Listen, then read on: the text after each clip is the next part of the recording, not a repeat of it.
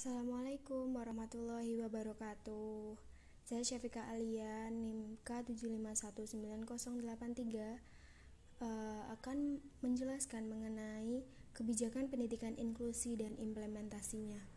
Sebelumnya saya akan menjelaskan mengenai apa itu pendidikan inklusif. Jadi, pendidikan inklusif adalah kebersamaan untuk memperoleh pelayanan pendidikan dalam satu kelompok secara utuh bagi seluruh anak berkebutuhan khusus usia sekolah, mulai dari jenjang TK, SD, SLTP, sampai dengan jenjang SMU. Pendidikan inklusi ini sendiri adalah sebagai solusi terhadap kendala sulitnya anak berkebutuhan khusus untuk mendapatkan pelayanan pendidikan secara utuh di desa-desa atau daerah yang terpencil. Sistem inklusif memberikan kemudahan bagi anak berkebutuhan khusus yang tinggal jauh dari sekolah konvensional. Nah, sistem inklusif ini memberikan kemudahan bagi anak berkebutuhan khusus yang tinggal jauh dari sekolah konvensional itu, di mana anak tersebut akan dilayani di sekolah umum yang terdekat dengan anak-anak normal, sehingga anak dapat belajar bersama untuk mencapai kebutuhannya. Untuk melalui pendidikan inklusif ini sendiri diharapkan sekolah-sekolah reguler dapat melayani semua anak, baik anak normal maupun anak berkebutuhan khusus, itu dengan merata dan dengan hak yang sama. Berikutnya, landasan hukum kebijakan pendidikan inklusi.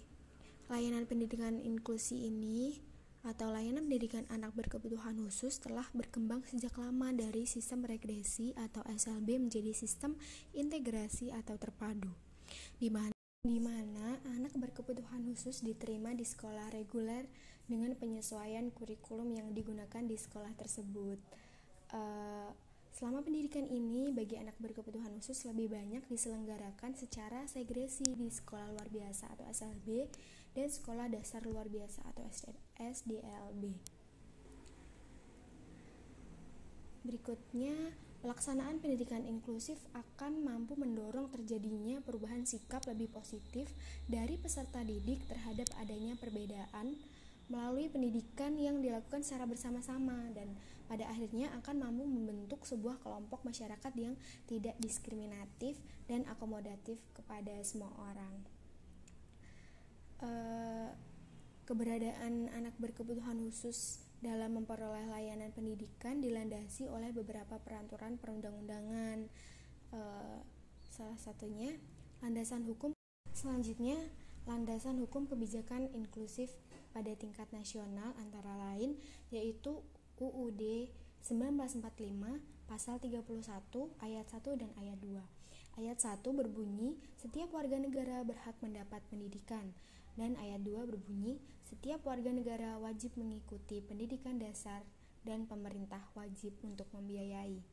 Selanjutnya ada juga TAP MPR RI nomor 4 tahun 1999 tentang GBHN yang berisi melakukan pembaruan sistem pendidikan termasuk pembaharuan kurikulum berupa diversifikasi kurikulum untuk melayani keberagaman peserta didik, penyusunan kurikulum yang berlaku nasional dan lokal sesuai dengan kepentingan setempat, serta diversifikasi jenis pendidikan secara profesional.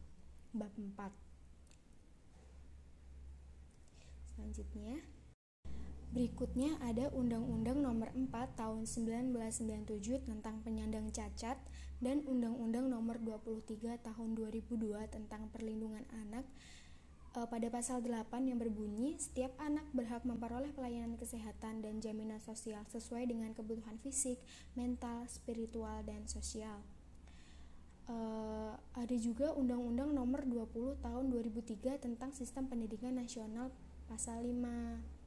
Dan masih banyak lagi landasan hukum mengenai pendidikan inklusif pada tingkat nasional. Pemberian kesempatan bagi setiap anak untuk diterima di sekolah menjadi sebuah kewajiban di mana pemerintah dan masyarakat untuk menyediakan kesempatan bagi hak anak ini terwujud, atau perlu memfasilitasi agar setiap anak dapat belajar dan dengan tidak menjauhkan anak dari keluarganya. Salah satunya yaitu dengan pendidikan inklusif. Berikutnya adalah implementasi kebijakan pendidikan inklusi itu sendiri.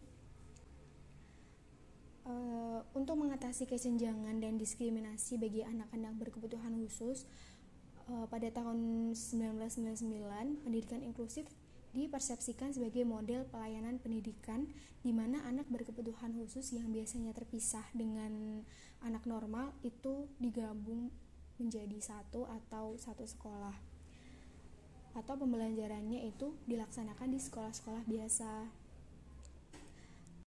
Sehingga diharapkan melalui kebijakan-kebijakan yang ada, anak berkebutuhan khusus ini tetap bisa mendapat pelayanan pendidikan yang dapat dijangkau baik dari segi ekonomi maupun sarana dan prasarananya. Karena seperti yang kita ketahui bahwa sudah cukup banyak sekolah-sekolah reguler yang menerapkan sistem inklusi ini untuk melayani siswa yang tergolong berkebutuhan khusus. Hal tersebut merupakan salah satu bukti bahwa kebijakan pendidikan inklusi dapat dilaksanakan atau diimplementasikan. Selain itu, untuk menghadapi siswa berkebutuhan khusus di sekolah reguler, calon guru menerima materi atau pendidikan tentang pendidikan inklusi pada jenjang kuliah sebagai bekal calon guru tersebut apabila sekolah tempat mengabdinya menerapkan sistem pendidikan inklusi itu sendiri. Sekian penjelasan dari saya. Apabila ada salah, saya mohon maaf. Wassalamualaikum warahmatullahi wabarakatuh.